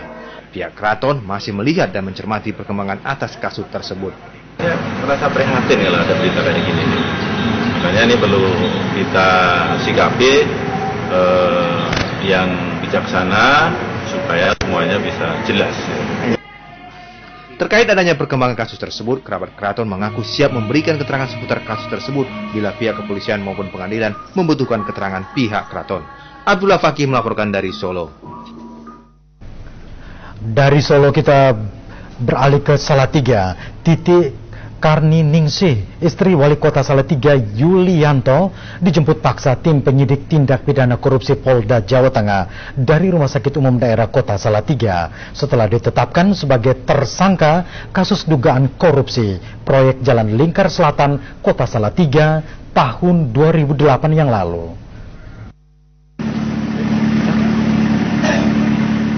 Sejumlah penyidik tindak pidana korupsi Polda Jawa Tengah melakukan penjemputan paksa terhadap Titi Kirnaningsih, istri Wali Kota Salatiga Yulianto, pada Senin sore. Di salah satu ruang pavilion Rumah Sakit Umum Daerah Salatiga, Titi saat dijemput sedang mendapatkan perawatan karena sedang mengalami sakit vertigo. Saat Titi Kirnaningsih akan dibawa oleh tim penyidik Polda Jawa Tengah ke Rumah Sakit Bayangkara Semarang, pihak keluarga dan orang-orang terdekat tersangka sempat kucing-kucingan dengan wartawan yang sejak siang menunggu di RSUD Salatiga. Titi Kirnaningsih yang rencananya akan dibawa melalui pintu belakang menggunakan mobil ambulans milik Pemkot Salatiga yang sudah menunggu di pintu belakang. Namun karena mengetahui telah banyak wartawan, Titi akhirnya beralih melewati pintu utama dengan menggunakan mobil dinas wali kota. Bu, langsung ditahan di LP Perempuan. Nanti kepemimpinan saya aja, saya nggak bisa menjelaskan ini. Saya hanya melaksanakan. Tadi berapa tim, Pak? Berapa orang yang datang? 1 unit. Saat ini, Titi Kirnaningsih sudah dinyatakan sebagai tersangka dalam kasus dugaan korupsi proyek Jalan Lingkar Selatan Salatiga tahun 2008 sebesar 49,6 miliar rupiah yang merugikan negara sebesar 12,23 miliar rupiah. Penjemputan paksa ini menyusul pelimpahan berkas tersangka yang sudah dinyatakan lengkap P21. Yulianto melaporkan dari Salatiga, Jawa Tengah. Saudara, dari Jawa Tengah, kita beranjak sejenak ke Jawa Timur. Ribuan warga korban lumpur Lapindo yang termasuk dalam peta area terdampak memblokade seluruh akses Jalan Raya Porong, Surabaya. Mereka menuntut pemerintah dan Lapindo segera melunasi ganti rugi yang dijanjikan. Akibat aksi ini, kedua ruas jalan Surabaya-Malang lumpuh. Nasionalisme kita. Bentrokan terjadi saat pengunjuk rasa memaksa menutup jalan arteri Porong. Saling dorong tidak bisa dihindari dan nyaris terjadi bentrok terbuka. Polisi akhirnya mengalah dan membiarkan warga menutup jalan. Bahkan warga melanjutkan aksinya dengan menggelar istighosa. Akibatnya arus lalu lintas tujuan Surabaya dan Kota Malang lumpuh total. Aksi ini merupakan buntut kekecewaan warga kepada pemerintah yang lamban mengambil alih pelunasan ganti rugi korban lumpur Lapindo. Oke, kami harus tutup sendiri warga kami. Saya akan bertanggung jawab. Jalan raya.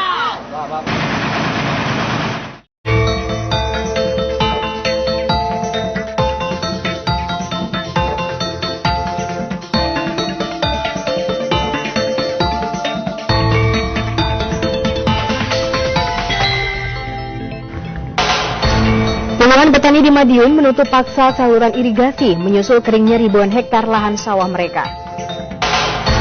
Seorang mekanik sebuah kapal ditangkap di Surabaya lantaran membawa kabur seorang gadis di bawah umur. Ribuan anak di Surabaya mendapat pembagian sepatu dan tas sekolah secara gratis.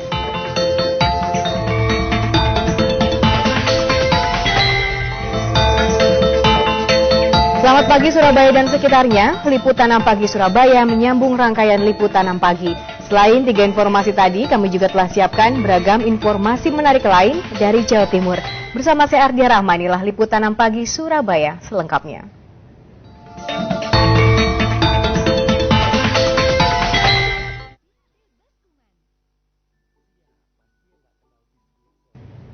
Saudara, puluhan petani di Madiun menutup paksa saluran irigasi yang menuju pabrik gula Pagotan dan Kanigoro. Pasalnya ribuan hektar lahan sawah milik warga mengering lantaran tak mendapatkan pasokan air yang cukup. Seorang mekanik sebuah kapal tugboat di Surabaya ditangkap polisi lantaran membawa gadis di bawah umur. Nantikan informasinya sesaat lagi.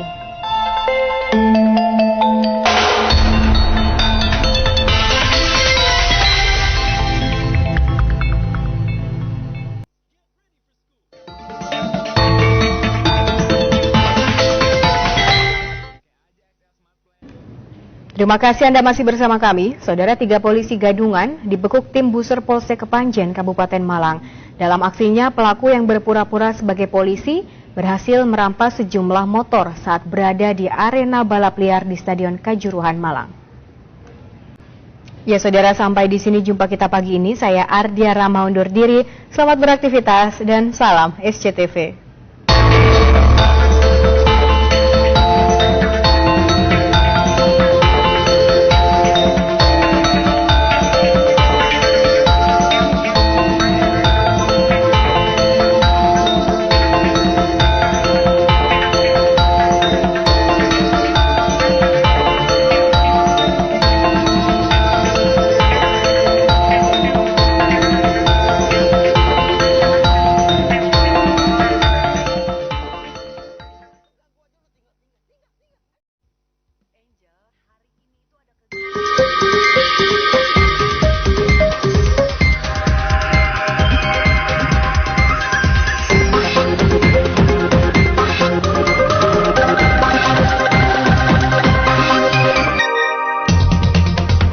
Eksekusi pasar Rancakek di Kabupaten Bandung berlangsung ricuh.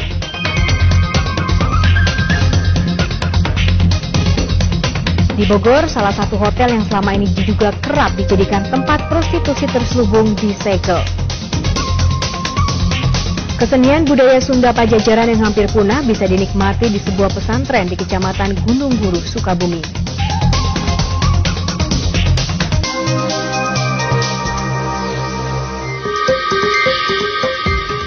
Selamat pagi warga Kota Bandung dan sekitarnya, menyambung kebersamaan kita di Liputan 6 Pagi. Selain 3 informasi tadi, kami juga telah siapkan beragam informasi menarik lain. Bersama saya Ardia Rahmanilah informasi selengkapnya.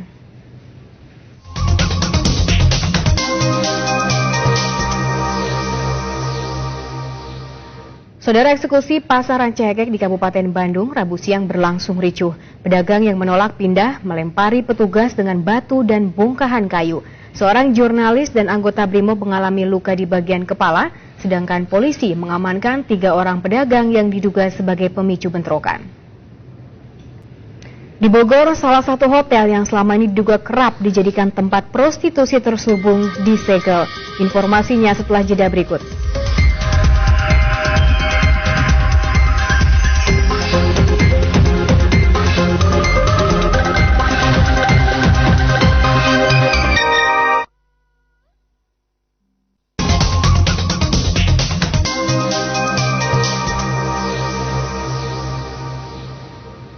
Terima kasih Anda masih bersama kami. Saudara, seorang turis asing asal Australia ditemukan tewas tergantung di rumah kontrakannya di daerah Pangandaran, Ciamis. Untuk memastikan penyebab kematiannya, jasad korban dibawa ke RSUD Banjar untuk diotopsi. Ya saudara, informasi soal pelestarian kesenian Sunda tadi mengakhiri jumpa kita pagi ini. Atas nama rekan yang bertugas, saya Ardia Rama undur diri. Selamat beraktivitas dan salam SCTV.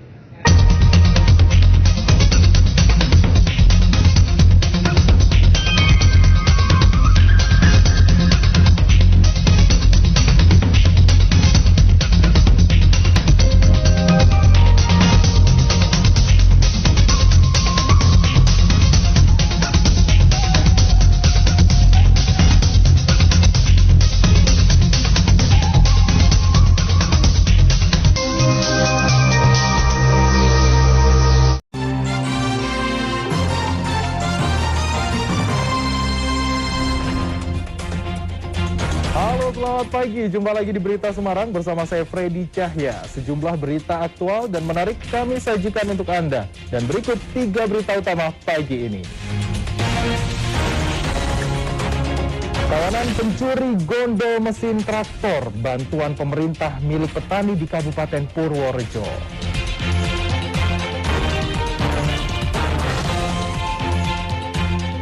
Polres Brebes sediakan gerai vaksin bagi para sopir yang belum mendapatkan vaksin COVID-19.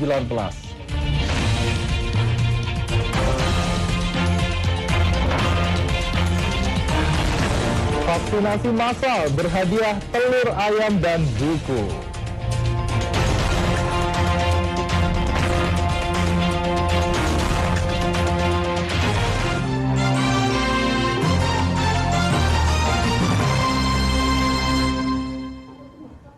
Ya, kita ke informasi utama. Aksi pengeroyokan oleh orang tidak dikenal terjadi pada dini hari di Kabupaten Semarang.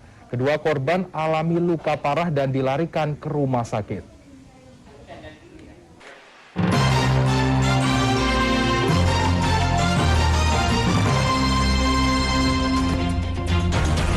Terima kasih Anda masih setia bersama kami dalam Berita Semarang. Dan berikut kami hadirkan kembali 3 informasi utama hari ini.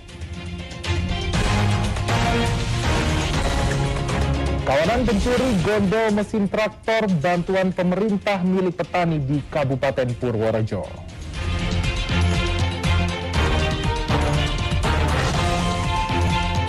Polres Brebes sediakan gerai vaksin bagi para sopir yang belum mendapatkan vaksin COVID-19.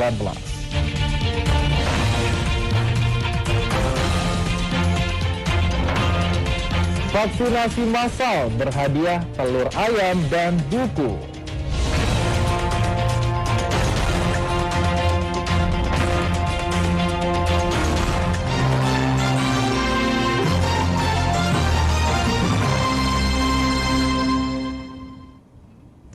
Beragam kegiatan dilakukan untuk percepatan program vaksinasi COVID-19, seperti memberi hadiah pada peserta vaksin, serta kunjungan langsung para tenaga kesehatan ke rumah-rumah warga.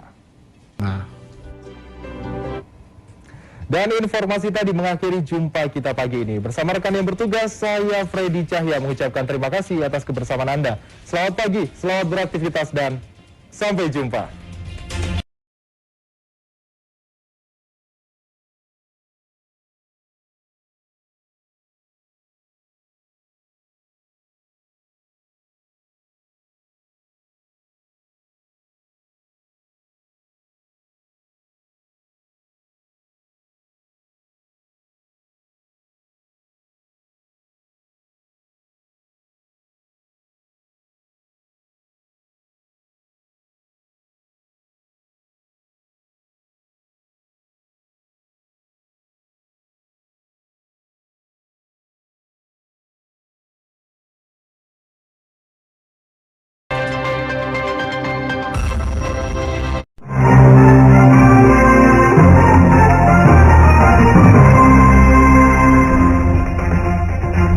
Selamat pagi, Anda kini bergabung bersama saya Freddy Cahya dalam Berita Semarang. Rangkaian berita dan peristiwa aktual telah kami siapkan untuk Anda selama setengah jam ke depan. Kami juga siapkan berbagai informasi ringan dan menarik untuk menyertai aktivitas Anda di pagi hari ini. Informasi utama segera hadir, di antaranya. Untuk mengurangi rasa takut sebelum disuntik, sejumlah relawan memakai kostum unik menghibur anak-anak saat kegiatan vaksinasi. Pratama Arhan, pemain timnas asal Kabupaten Blora, menjadi sorotan lewat tendangan gol indahnya pada Piala AFF 2020. Jumlah murid TK dan PAUD di Kabupaten Semarang merayakan Hari Ibu dengan cara manis memberikan bunga pada sang ibu.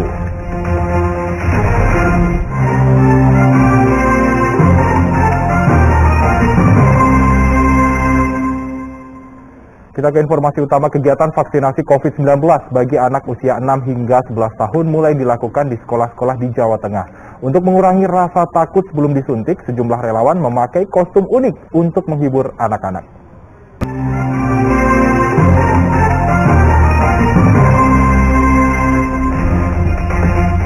Terima kasih Anda masih bersama Berita Semarang. Bagi Anda yang baru saja bergabung, berikut 3 berita utama hari ini. Untuk mengurangi rasa takut sebelum disuntik, sejumlah relawan memakai kostum unik menghibur anak-anak saat kegiatan vaksinasi. Pratama Arhan, pemain timnas asal Kabupaten Blora, menjadi sorotan lewat tendangan gol indahnya pada Piala AFF 2020.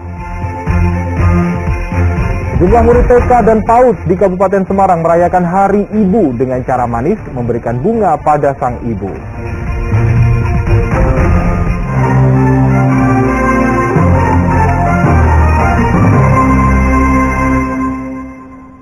Pemerintah Kota Salatiga mengirimkan bantuan untuk korban terdampak erupsi Gunung Semeru di Jawa Timur. Bantuan ini sebagai bentuk solidaritas kemanusiaan. Dan informasi tadi mengakhiri jumpa kita pagi ini. Bersama rekan yang bertugas, saya Freddy Cahya mengucapkan terima kasih atas kebersamaan Anda. Selamat pagi, selamat beraktivitas, dan sampai jumpa.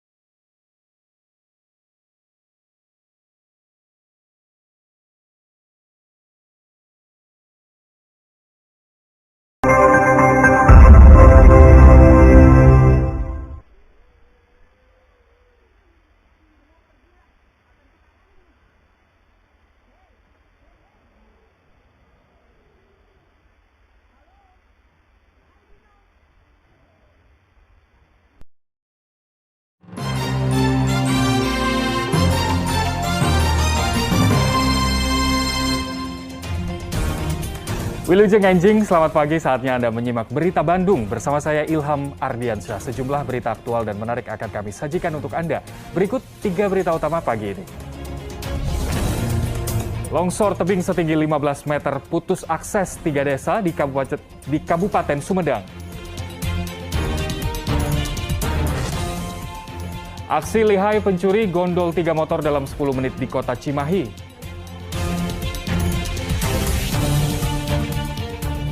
Abaikan protokol kesehatan, warga serbu pasar murah di Kabupaten Bandung Barat.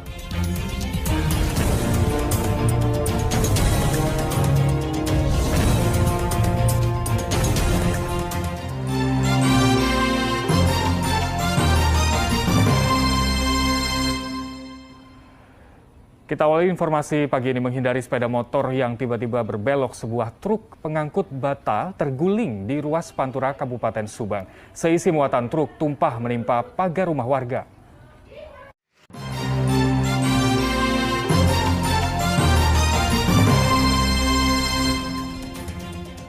Terima kasih Anda masih bersama kami dalam Berita Bandung. Bagi Anda yang baru saja bergabung, kami hadirkan kembali 3 berita utama pagi ini. Longsor tebing setinggi 15 meter putus akses 3 desa di Kabupaten Sumedang.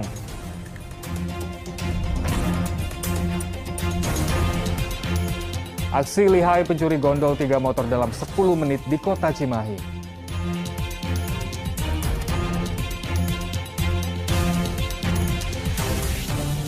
Abaikan protokol kesehatan, warga serbu pasar murah di Kabupaten Bandung Barat.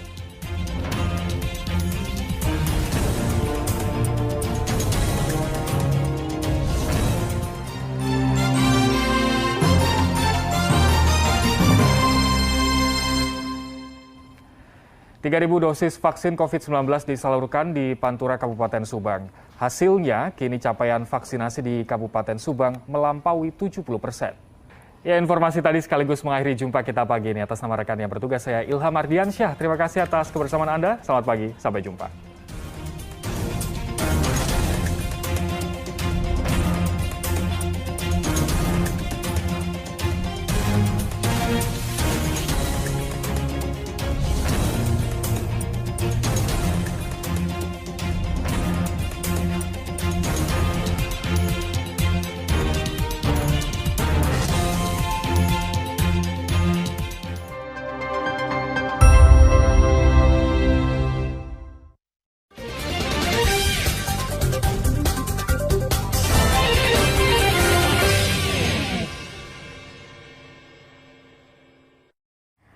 Rajeng Semeng, kini saatnya saya Dana Paramita mengantarkan sejumlah berita dari Bali.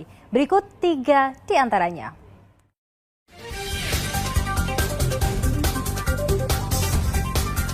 Dinas Kesehatan Bali terus mewaspadai munculnya kasus hepatitis misterius di Indonesia.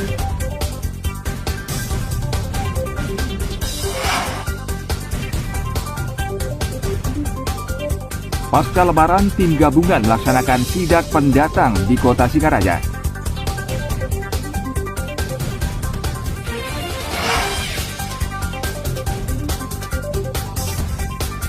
Komunitas pencinta bonsai menggelar pameran berskala nasional di alun-alun Gianyar.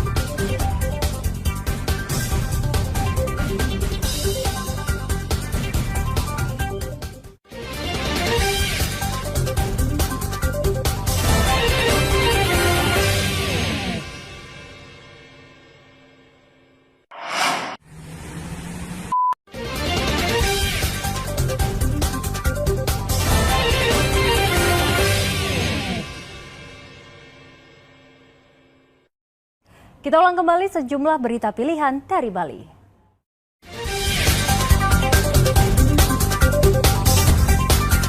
Dinas Kesehatan Bali terus mewaspadai munculnya kasus hepatitis misterius di Indonesia.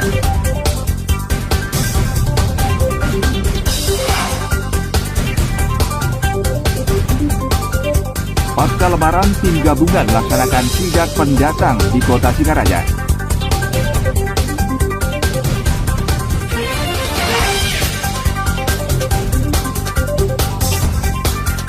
Komunitas pencinta bonsai menggelar pameran berskala nasional di alun-alun Gianyar.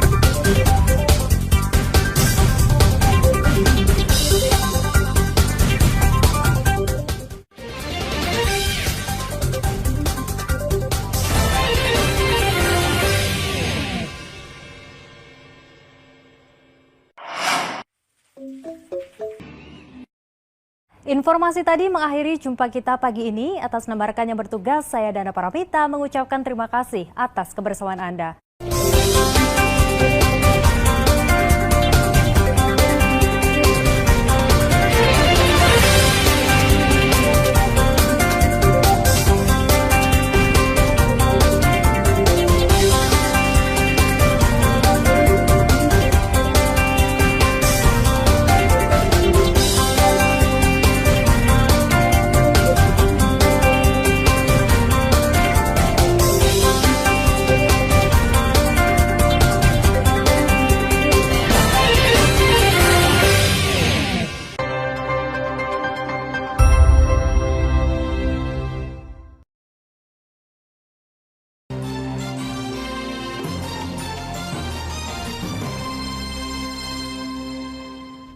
Halo, jumpa lagi di Berita Palembang bersama saya Dana Paramita. Sejumlah berita aktual dan menarik akan kami sajikan untuk Anda.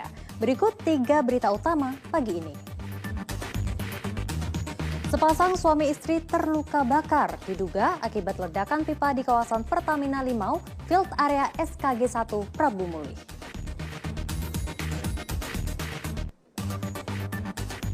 Kota Palembang masih berstatus PPKM level 3. Kegiatan belajar mengajar belum bisa dilakukan 100% di sekolah.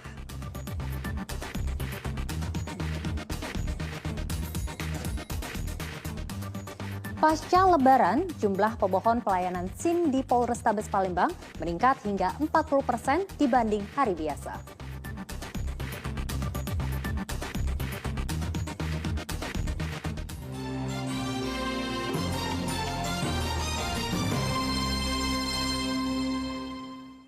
Informasi pertama untuk Anda, sebuah mobil minibus travel yang syarat penumpang menghantam truk kontainer di ruas Jalan Pangeran Ayin, Kota Palembang, Selasa pagi.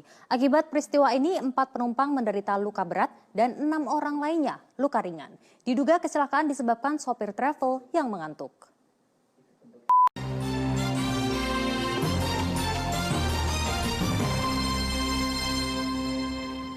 Terima kasih Anda masih bersama kami. Nah, bagi Anda yang baru saja bergabung, berikut kami sampaikan kembali 3 berita pilihan hari ini.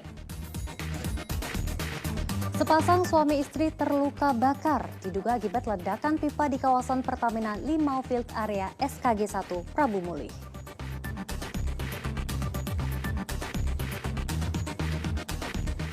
Kota Palembang masih berstatus PPKM level 3. Kegiatan belajar mengajar belum bisa dilakukan 100% di sekolah.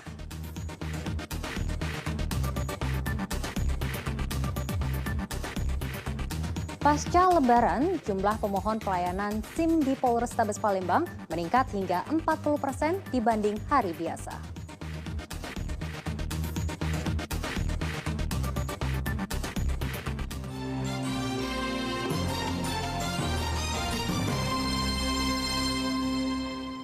Penerapan pembatasan kegiatan masyarakat atau PPKM Kota Palembang saat ini masih berada di level 3. Akibatnya seluruh kegiatan belajar mengajar belum bisa dilakukan di sekolah.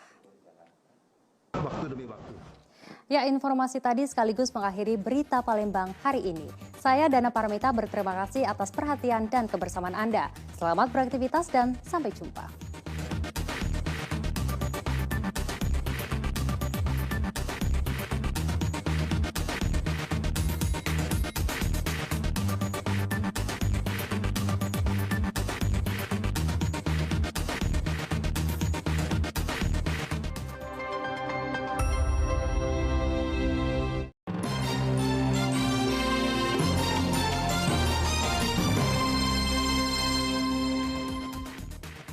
Apa kabar Anda hari ini? Jumpa lagi di Berita Medan bersama saya, Dana Paramita. Sejumlah berita aktual dan menarik akan kami sajikan untuk Anda. Berikut 3 berita utama hari ini. Seorang siswa ISI Yogyakarta asal kota Pematang Siantar menjadi korban pembunuhan oleh sekelompok orang. Polisi tangkap pelaku pelemparan batu pada bus yang menewaskan 1 penumpang di Jalan Lintas Sumatera April lalu. Polisi menetapkan 2 tersangka atas kasus longsornya tambang ilegal di Kabupaten Mandaling Natal.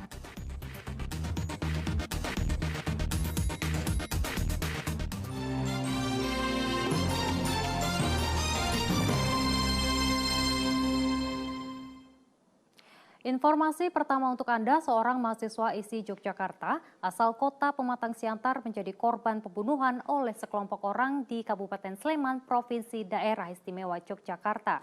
Kedatangan jenazah di rumah duka disambut tangis haru keluarga.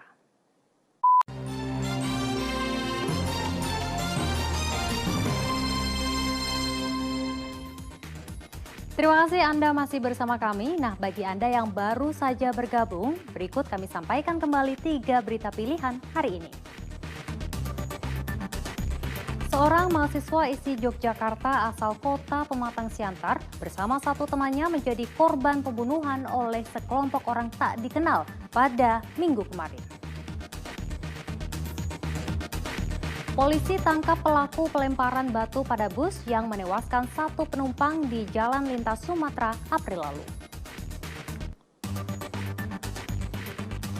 Polisi menetapkan 2 tersangka atas kasus longsornya tambang ilegal yang menimbun 12 wanita penambang di Kabupaten Mandaling Natal.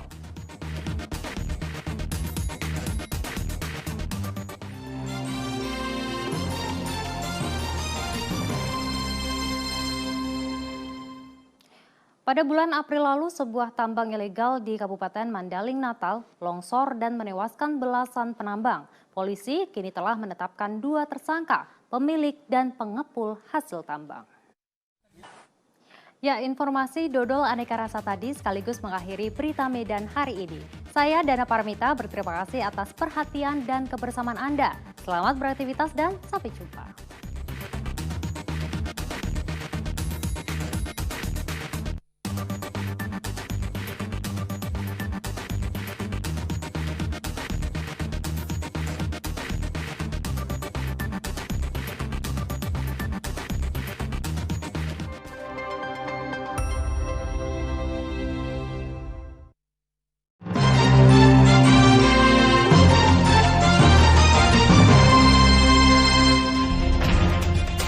Halo, apa kabar Anda? Hari ini saatnya Anda menyimak berita Semarang bersama saya, Rusdi Maulana. Sejumlah berita menarik akan kami sajikan untuk Anda dan berikut 3 berita utama hari ini. Prosesi akad nikah Hidayati adik Presiden Joko Widodo dengan Ketua Mahkamah Konstitusi Anwar Usman berlangsung hikmat. Ketua MK menepis tudingan sebagai pernikahan politik. Siswi Madrasah Aliyah di Kabupaten Demak tewas dibunuh di sebuah kebun. Korban hilang setelah berkomunikasi dengan seseorang. Hanya karena dianggap tidak menghormati kakak kelas, siswi sebuah SMP negeri di Semarang Tengah dianiaya kakak kelasnya.